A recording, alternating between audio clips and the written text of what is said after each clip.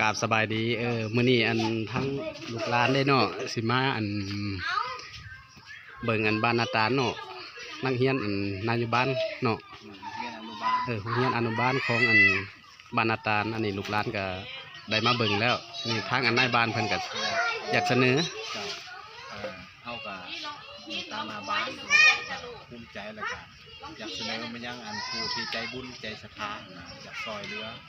ดอนบ่2ดอนบ่มาพัฒนาโรงเรียนตัวเด็กน้อยเวลาฝนตกนี่สิบ่ได้อย่างไป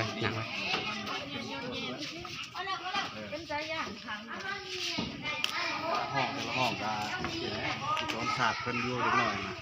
เวลาฝนตกก็บ่ได้อยู่หอบคุณหอบพี่พุ่นแหละฝนตกแล้วก็ขอความช่วยเหลือนำผู้ใจบุญ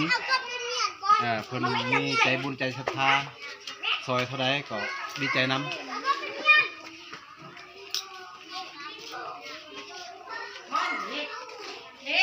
แต่ละห้องเด็กน้อยเป็นตาหน้าสงสารเนาะคันฝนตกมาแล้วโอ้ยยากคันขึ้นตอนนี้ฝนบ่ตกก็แค้นได้คันฝนตกแล้วโอ้บ่ได้หัวเนาะหัวขึ้นแผนว่าสิสร้างมา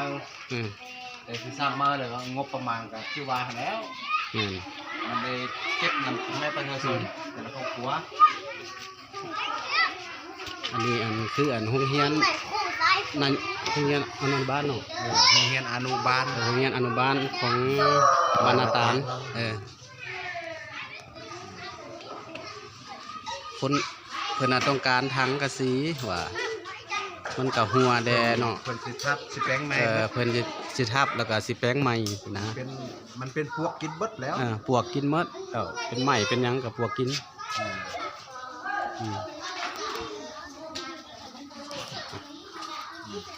ได้หน่อยมันน่าฮักเบิดได้หน่อยเลยสงสารได้หน่อยตัวได้หน่อยเจ้าสบายดี